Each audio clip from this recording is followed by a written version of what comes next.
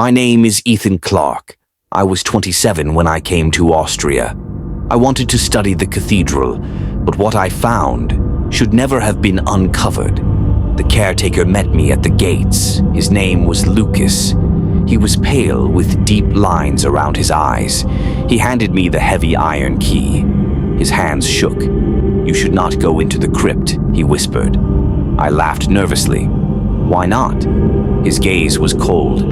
"Because what is chained is not meant to be touched." I should have listened. The doors groaned as they opened. The air inside was wet, heavy, and cold. It smelled of dust, wax, and stone. Candles lined the narrow passage, but their flames bent sideways. It was like something invisible breathed on them. Lucas followed close behind me. His footsteps echoed in the silence. I whispered, "Who was he?" His answer was slow. "Brother Matthias, a monk, a traitor to the church. They bound him with chains.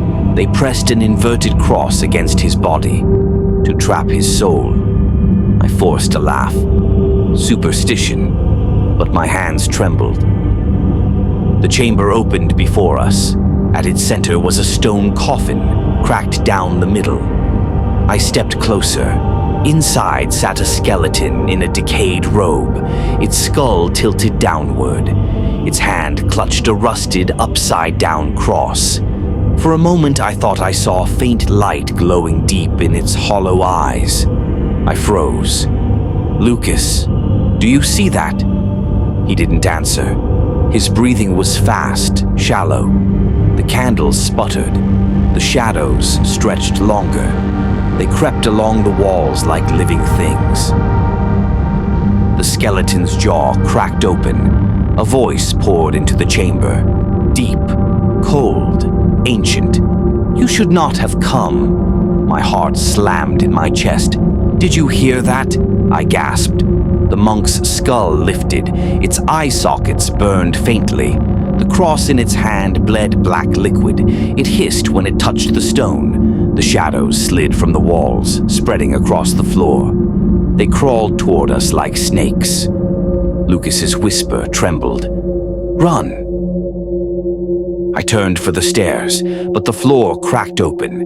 Chains shot up from the stone. They coiled around my ankles, cold as ice. I fell, screaming, clawing at them.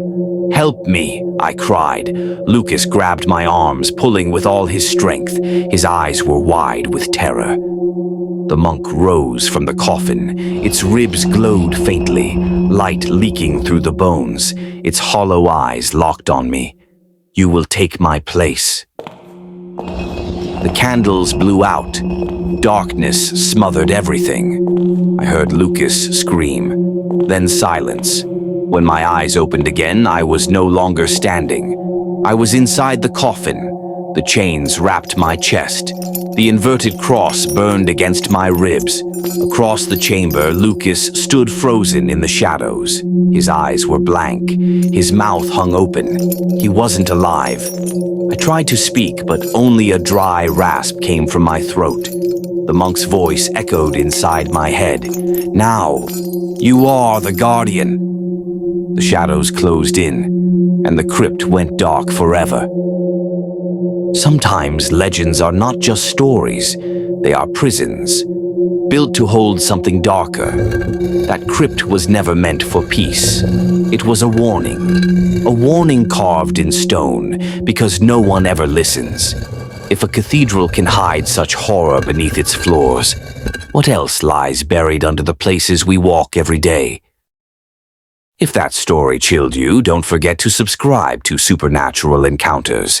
Hit the like button, share with your friends, and drop your thoughts in the comments.